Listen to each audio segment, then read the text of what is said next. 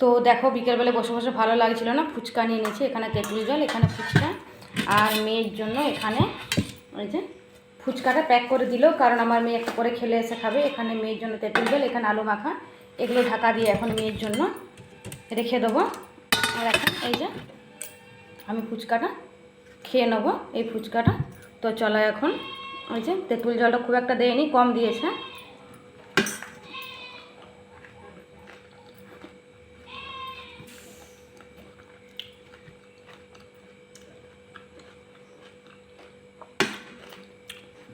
বসে বসে এখন খেয়ে নিই।